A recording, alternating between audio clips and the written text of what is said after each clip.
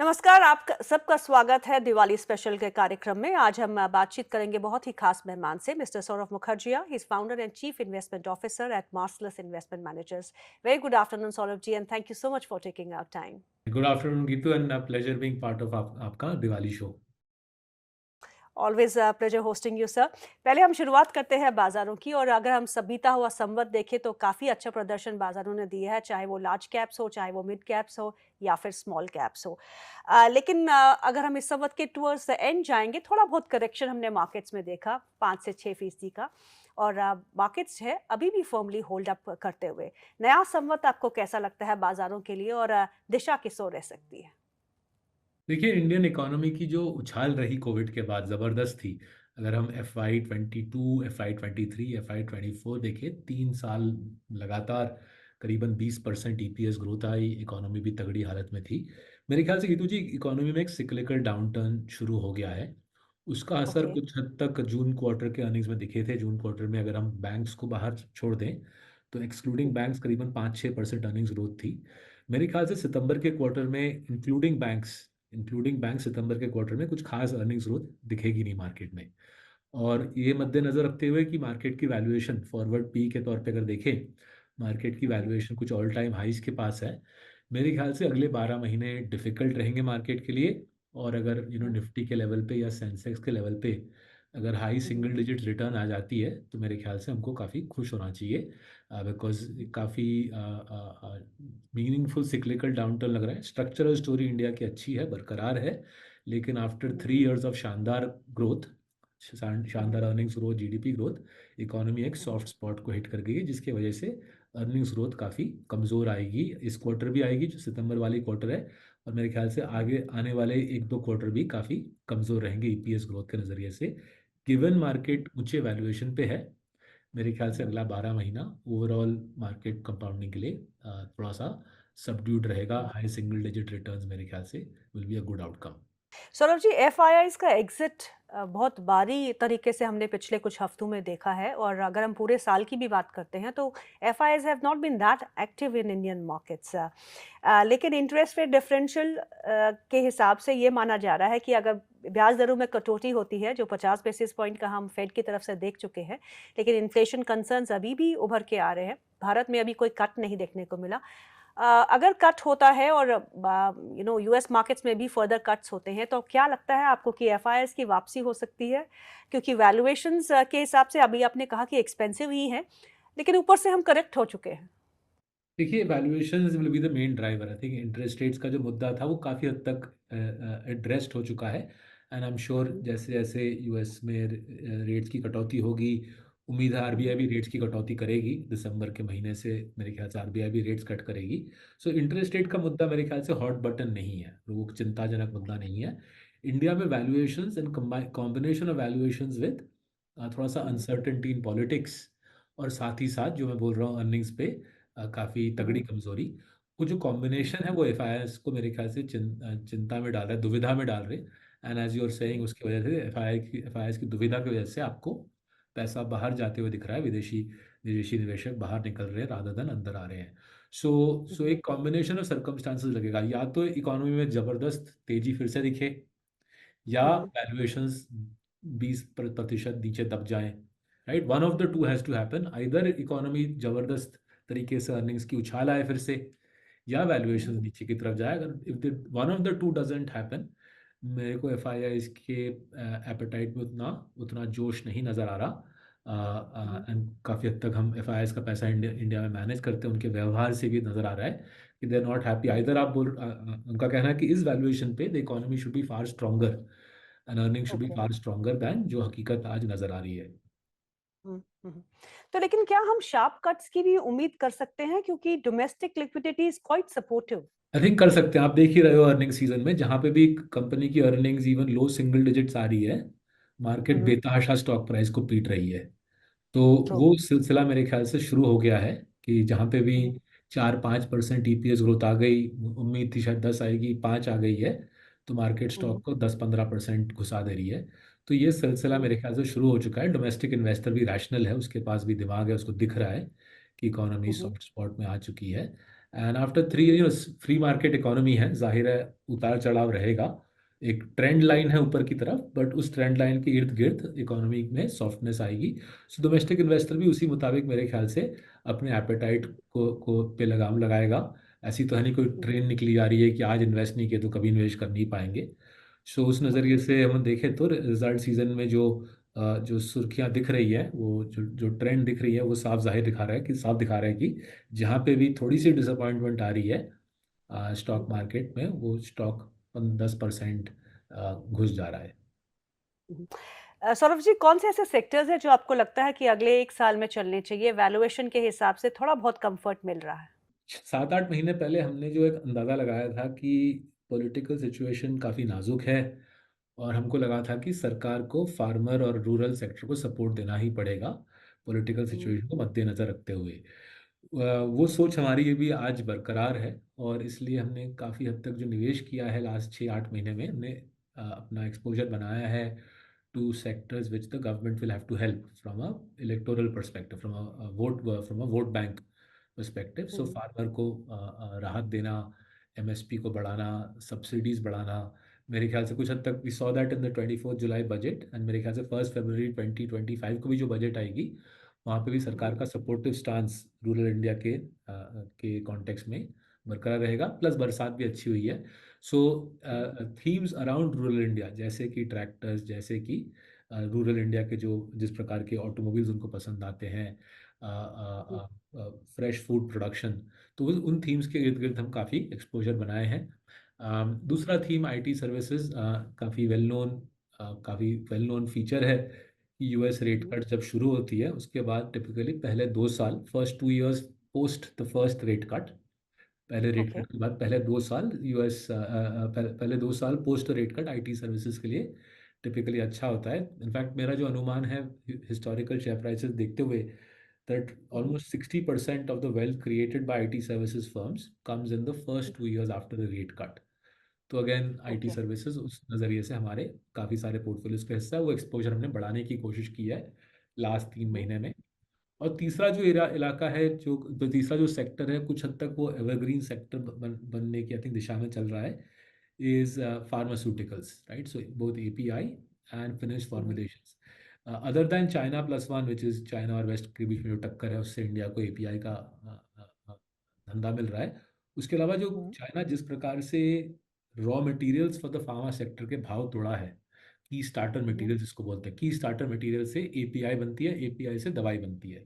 तो केएसएम हुँ, के भाव चाइना ने बिल्कुल जमीन में गाड़ दिया है। उससे हुँ, इंडियन फार्मा कंपनीज को खूब फायदा हो रहा है, उनके मार्जिन्स फूल रहे हैं, एक्सपैंड हो रहे हैं। तो ये तीन सेक्टर हमारे पोर्टफोलियोज का हिस्सा थे 12 महीने पहले भी, लेकिन लास्ट 4-5 महीने में हमने एक्सपोजर बढ़ाई है इन तीन सेक्टर्स में। हुँ। आपका आईपीओ फ्रेंजी को लेके क्या इस समय अनुमान है? क्या जो आईपीओ की हमने तो मेरे भरगम ख्याल कहानी आईपीओ फ्रेंजी खत्म हो चुकी है। एज आई हाँ, said, people have brains, no, लोगों को दिख रहा है कि सॉफ्टनेस आ गई है अर्निंग्स में, इकोनॉमी में हुँ, सॉफ्टनेस दिख रही है, जॉब मार्केट में हुँ, सॉफ्टनेस दिख रही है। तो वो आईपीओ फ्रेंजी की जो जिक्र हुई थी वो यस्टरडे की स्टोरी है। हुँ। वर्तमान या भविष्य की स्टोरी कुछ और रहेगी as we get into a few quarters of soft earnings before again the economy recovers and moves upwards. One of the biggest factors and risk factors जिस पे हमको ध्यान रखना चाहिए before investing in the markets, और अगर किसी को पोर्टफोलियो बनाना है अपने नए संवत के लिए, so what should the mix be like? Large caps कितना, मिड कैप्स कितना, स्मॉल कैप कितना? तो मैं दो डायमेंशन देता हूँ आई थिंक। पहला, जैसे आप कुछ हद तक हिंट कर रहे हो, जो स्मॉल कैप्स में जो रैली रही है, हम्म, करीबन 40-50% के आसपास CAGR over the last 3 years, वो अनसस्टेनेबल था, एंड मेरे ख्याल से वो अगले 6 महीने में सबसे ज़्यादा पिटाई स्मॉल कैप्स में आएगी। सो अगर लार्ज वर्सेस स्मॉल कैप्स जाना है तो बिल्कुल लार्ज की तरफ फोकस कीजिएगा, लिक्विडिटी काफ़ी अहम बन जाएगा, एक अहम फैक्टर बन जाएगा।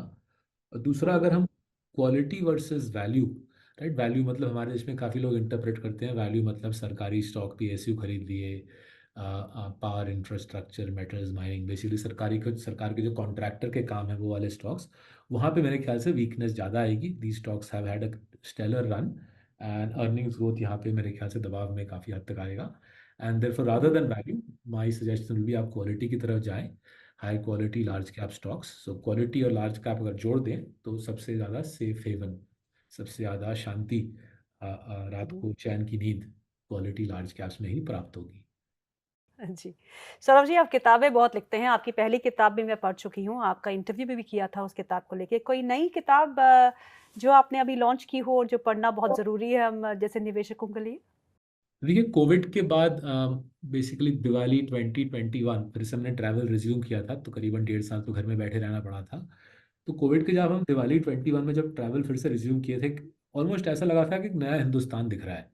So true. Between Diwali 21 and Diwali 23, 2 साल हुँ, कंट्री में घूम ट्रैवल किए, जो हमने परिवर्तन देखा, जो चेंजेस देखे, we uh, wrote initially some blogs and newsletters for our clients, फिर उसको पेंगुइन ने कहा कि उसको एक किताब में आप तब्दील कर दीजिए। तो वो किताब आज छपी है, उसका नाम है behold the leviathan, behold the okay. Leviathan unusual rise of modern India. तो ये किताब आज ही हुँ, छपी है। हुँ, इंडिया में जिस प्रकार से पब्लिशिंग इंडस्ट्री काम करती है, छपते ही है, नंबर 1 पे चली गई है अमेजोन के हॉट ग्रेट। रिलीजेस लिस्ट पे। तो इस किताब में हमने समझाया है कि किस प्रकार से देश बदल रहा है। फॉर एग्जांपल, हमने दिखाया कि आरबीआई का डेटा पहली बार दिखा रहा है, फर्स्ट टाइम आरबीआई डेटा दिखला रहा है कि women have more money in their bank accounts than men in urban areas. ठीक है। और इससे इसके साथ साथ वर्ल्ड बैंक का डेटा ये भी दर्शा रहा है कि वुमेन के हुँ, हुँ, बैंक अकाउंट्स की गिनती मेन के मुकाबले ज़्यादा है। राइट। वॉव! सिमिलरली सिमिलरली पहली बार इतिहास में अगर हम निफ्टी 50 के बोर्ड डायरेक्टर्स की गिनती करें, तो हुँ, उसमें हुँ, दिखा है पहली बार इन इंडियन हिस्ट्री की निफ्टी 50 के मेजॉरिटी बोर्ड डायरेक्टर्स ना तो हुँ, आईआईटी के हैं, ना आईआईएम के हैं, और ना ही विदेश में पढ़ लिख के आए हैं। वो साधारण लोकल कॉलेज के ग्रेजुएट हैं। तो इंडिया में जो डेमोक्रेटाइजेशन हुई है, जो हुँ, अपॉर्चुनिटी बोर्ड रूम अपॉर्चुनिटी की जो डेमोक्रेटाइजेशन हुई है, वो ज़बरदस्त हुई है। और हमने किताब में हुँ, दर्शाया है कि ये हर लेवल ऑफ सोसाइटी में ट्रू है। For hmm, example, startups increasingly, something like 40% of startups in the last 4 years have come from women. Right? So women are earning more money than men. They have more money in the bank than men. They have more bank accounts than men. And similarly जो पुराना एक elite था, right, कुछ हद तक मुझ जैसा इंसान विदेश में पढ़ लिख के आके थोड़ा अंग्रेजी बोल लिया था, राइट, वो वाला पीढ़ी, वो वाला ईरा खत्म हो रहा है। एक नई पीढ़ी, एक नई एलीट, काफ़ी हद तक छोटे शहरों से, लोकल कॉलेज में एडुकेटेड, वर्नैक्युलर में बात करने वाले, वो लोग ऊपर आ रहे हैं। किताबों ने ये भी दिखाया कि सदर्न इंडिया केवल क्वार्टर ऑफ द पॉपुलेशन है, लेकिन 2/3 of hmm, the GDP growth है। हिंदुस्तान की 2/3 जीडीपी ग्रोथ साउथ के स्टेट से आती है, वहाँ पे केवल इंडिया का 25% पॉपुलेशन जीता है। तो इन सारे मुद्दों के आसपास इन्वेस्टमेंट थीम्स हैं, हुँ, अपॉर्चुनिटी है, बट इंडिया में रिस्क और अपॉर्चुनिटी सेम सिक्के के आइदर साइड है। इसलिए we hold the leviathan the unusual rise of modern India में हमने दोनों दोनों चीज़ों को दर्शाया है, अपॉर्चुनिटी जो है और रिस्क भी जो इंडिया में हम फेस करते हैं। Very interesting sir. तो हम कोशिश करेंगे कि आपके साथ आधे घंटे का इंटरव्यू इसी किताब पे किया जाए, maybe thank you so after much. After Diwali. But very happy to listen to it that कि सबसे ज़्यादा अकाउंट जो है वो वुमेन के पास ही है। ज़रूर हम आपकी इस किताब पे और इंटरेस्टिंग थैंक यू। फैक्ट्स जानना चाहेंगे sir. Now we will have a small rapid fire questions हाँ फॉर यू जी। Sir. Your all time favourite stock? अभी भी अभी भी अभी भी एशियन पेंट्स कमाल की कंपनी है, और हमने दबा के खरीदा है लास्ट 1 साल में। हमको लग रहा है बहुत बड़ी अपॉर्चुनिटी है। एंड डिस्क्लेमर दे दूँ, हमारे मेरे पोर्टफोलियो में है, मार्सेलस के पोर्टफोलियो में है, मेरे माँ बाप मार्सेलस के क्लाइंट्स हैं, मैं हूँ, और हमारे 7,000 क्लाइंट्स के पोर्टफोलियो में भी है। Biggest risk in the Indian markets today? I think अगर हम डीमैट अकाउंट्स की गिनती देखें, वो करीबन 17 करोड़ है, सेबी के मुताबिक 17 करोड़ डीमैट अकाउंट्स खुले हैं। लेकिन इंडिया में इनकम टैक्स में पैसे भर रहे हैं केवल Mhm, 2 करोड़ लोग। सो रिटर्न्स भरते हैं ज़्यादा number, but in terms of paying income tax, pocket से पैसा निकाल के आईटी डिपार्टमेंट को देना, केवल 2 करोड़ लोग करते हैं। तो ये 2 करोड़ वर्सेस 17 करोड़ मेरे ख्याल से काफ़ी चिंताजनक सिचुएशन है। एंड ये mhm, दर्शाता है कि कुछ हद तक शायद 10 करोड़ रिटेल इन्वेस्टर इस मार्केट में आ गए हैं, और उनको mhm. खास अता पता है नहीं किस प्रकार का रिस्क वो ले चुके हैं। जी। एक किताब जो सभी निवेशकों को पढ़नी चाहिए in addition to the books that have been authored by you. So मेरा फेवरेट निवेश का किताब है the outsiders by William Thorndike. वो 7 अमेरिकन कंपनीज के बारे में है जिन्होंने उस देश के इंडेक्स को 20x से आउट परफॉर्म किया ओवर अ 50 ईयर पीरियड। तो उसमें वॉरेन बफेट के बार्कशायर हैथवे भी है, बट 6 और कंपनी है जिनका नाम इंडिया में ज़्यादातर लोगों ने सुना नहीं होगा, जैसे कि वॉशिंगटन पोस्ट, जैसे कि जनरल डायनामिक्स। और मेरे को ये किताब इतनी प्यारी लगती है बिकॉज वो एक अहम मुद्दा, निवेश का एक अहम मुद्दा बहुत सिंपल तरीके से समझाता है। वो अहम मुद्दा है किस प्रकार से प्रमोटर कैपिटल एलोकेट करता है, is a hmm, critical hmm. Driver. Promoter किस हुँ, प्रकार हुँ। से कंपनी की पूंजी की एलोकेशन करता है, वो एक बहुत बड़ा ड्राइवर है वेल्थ क्रिएशन का। और हुँ, इस मुद्दे पे इंडिया पे ज़्यादा फोकस नहीं होता, इस पे ज़्यादा आलोचना नहीं होती। विलियम थॉर्नडाइक हुँ, ने आउटसाइडर्स में ये मुद्दा बहुत सिंपल तरीके से समझाया है फॉर 7 लार्ज कंपनीज। और आप पढ़ के समझ जाओगे कि कितना पैसा एक स्मार्ट समझदार प्रमोटर क्रिएट कर सकता है अगर वो शांतिपूर्वक तरीके से कंपनी के कैपिटल हुँ। को अच्छी तरह एलोकेट करे। एक आखिरी सवाल, एक मिस्टेक जो आपने किया हो और जिसको आप रिपीट ना करना चाहोगे कभी भी? सो सर, ये हमारी नई किताब में बिहोल्ड द लिवियाथन में मिस्टेक का मैंने एक्नॉलेजमेंट भी किया है। कोविड के दौरान जब सब कुछ जब सहमा सा हो गया, अंधकार सा हो गया, तब मेरे दिमाग हुँ, में ये सोच था कि इंडिया में 30-40 बड़े कंपनी ही आगे बढ़ पा रहे हैं। वो कोविड के दौरान बिल्कुल सही था, सटीक सोच थी। बट वो एक कोविड का एक्सेप्शनल पीरियड था, इसलिए 30-40 बड़े कंपनी इंडिया पे हावी थे। As we got out of Covid, एक डेमोक्रेटाइजेशन ऑफ अपॉर्चुनिटी हुई, और उसको मैं क्विकली इनफ पिकअप नहीं कर पाया। 2000, जैसे मैं अच्छा, बोला, Diwali 21 we started travelling again, but right. It took me till Diwali 23।